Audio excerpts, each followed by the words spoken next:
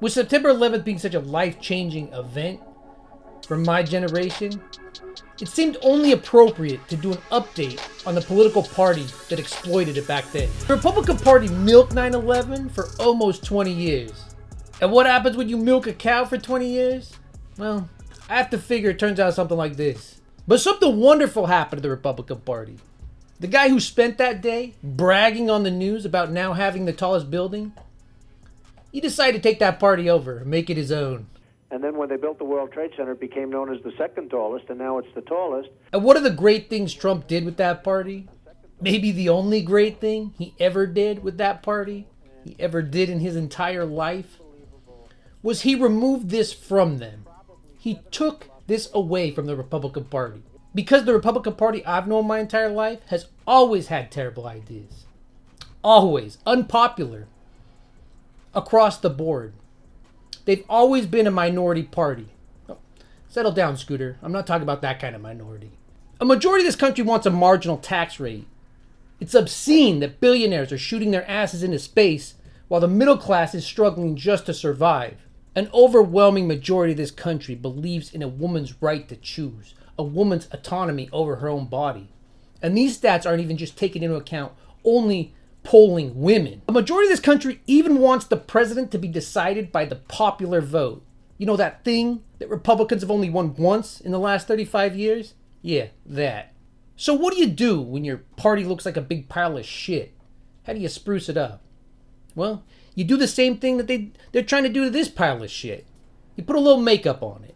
And 9/11 was their Bud Light, right? It was their culture war back then. You couldn't talk about anything else without it being brought in. You couldn't be critical of anything in the Bush era without you not supporting the troops. Once the war against Saddam begins, we expect every American to support our military, and if they can't do that, to shut up. Bush's tax cuts for the top 1% would help crash the economy in this country. But if you want to be critical of it, I guess you don't support the troops. You don't support the troops in these two wars that we didn't even need to get into. Yeah, that's how it was. Republicans might not remember, but I remember. But then in stepped our star. In stepped dipshit, right? First words out of his mouth. McCain's not a hero because he was captured. And then he went on to call troops suckers and losers for having to sign up to defend this country, right? And then he wouldn't even go outside for the World War II memorial because he might get his hair wet or whatever you call that thing on his head. Whatever animal he tore that off of in 1984. The facade is being tore off. And this new generation is getting to see pure republicanism. A republicanism that is purer than the gravy pumping through Chris Christie's veins. Purer than whatever Don Jr.'s snorting right now somewhere in the world. Even purer than the oxys this boy was popping. Good news though, and a little bit of an update. Rush Limbaugh's actually been clean for over 2 years now, so good job. Wish he would have got clean sooner. And like a junkie injecting this pure form, if we continue down this path, the country will die. I mean, how much purer can you get than the Republican candidate doing a shout out to white nationalists for the world to hear? Stand back. Stand by. You see, back when I was growing up, this was all winks, right? They didn't come out and say it. Now they say it. Now they talk directly to Trump's fine people. Because that is the base. That is pure republicanism. Although I don't know how much standing Enrique's really going to be doing for the next 20 years. Because see, there's a big difference between LARPing as a white nationalist when you're a black guy in the streets and LARPing as a white nationalist as a black guy when you're in prison. But I digress. Unlike Enrique's butthole, which will certainly be expressed. You see, white nationalists are no longer confined to online chat rooms.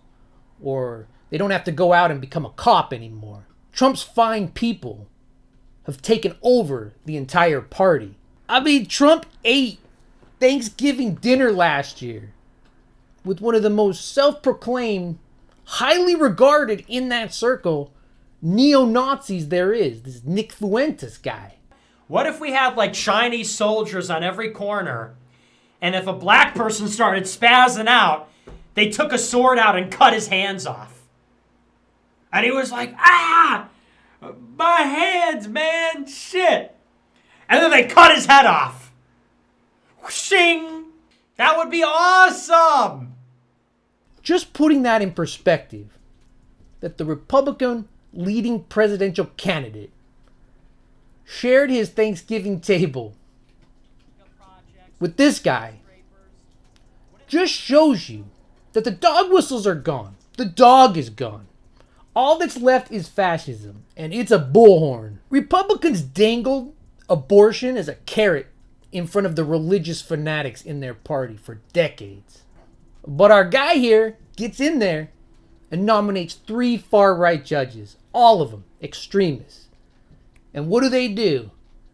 What do? They peel that Band-Aid off. Lindsey Graham couldn't even wait a month after Roe v. Wade was repealed before he came out and demanded a national ban. Republican Senator Lindsey Graham introduced legislation that would ban abortions nationwide after 15 weeks of pregnancy. Democrats still hold majorities in the House and the Senate, giving Graham's measure little to no chance of advancing. From there, it's just been a shit show. If you're paying any attention, the fascists have run wild. Alabama, Texas, they're all trying to make laws that if you're a pregnant woman, you can't leave the state. They want to lock you in there. You know how fucking batshit that is? You know how fascist that is? You know, I spent 2 decades articulating that this is what the extreme right, the religious right, wanted. They don't want women in charge of their healthcare. They don't want women in charge of their bodies. And now they don't want women to be able to freely travel. In the 2000 election, the Republican Party, as well as George Bush, disenfranchised thousands of black people. Not just in Florida, across the South. It's a dirty little secret, or maybe not a secret anymore, but Southern Republicans have been cooking elections since the Civil War ended. But here comes the bull in the china shop. Or maybe the obese, 215-pound, 6'3", orange fucking ball in the china shop. Whatever metaphor you want to use. Here he comes.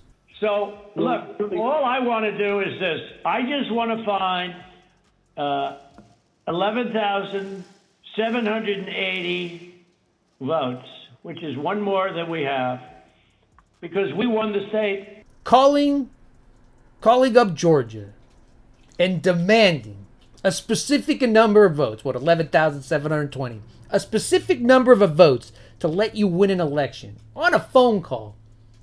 It's something more than stupid, right? It's brazen. Like, in his mind, he was never going to get in any kind of trouble for this phone call. And being that brazen, especially with southern states, who historically we shouldn't give too much leash to, being that brazen has led states like Alabama to draw the most racist ass maps you've ever seen. Alabama's electoral map is so racist that even this right-wing Supreme Court found it unconstitutional. And so what did Alabama do in this new era of emboldening white nationalists? They just redrew it the exact same and resubmitted it. Because there's no consequences, right? It's pure Republicanism. So with the Republicans not having a 9/11 in this era, you would think the voters would then be able to articulate what they want from that party, right? The platforms, the laws they hope to see enacted, anything. So what are you hoping to hear from the president tonight? You know, I never really thought about that, but I hope that he is the president in 2024 and America is going to be great again. Bubba summed it up perfect there. As long as the personality talks, the idiots will listen. And when they do show up to see something, you all know what it is already, right? It's about Trump winning in 2020, yeah? I believe he did. Yeah. I do. And some of your thoughts right now with the country? We need Trump back. Yeah, we do. Yeah. Why do we need President Trump back in the White House? Just because of everything that's going on, you know, the Biden, you know, and Hunter and, you know, all that corruption. Yeah. I mean, it's there. A lot of corruption going on, of course, in the White House. And 4 years later, Hunter Biden, a United States representative, hanging out with a guy who was fined, what, $4 billion? Because he spent years, he spent decades lying about kids that were murdered in school and harassing those kids' parents. Right there. Elected. Literal Nazis. Praising the Republican Party. Praising DeSantis. White power! White power! White power! White power! White power! White power! White power! White power!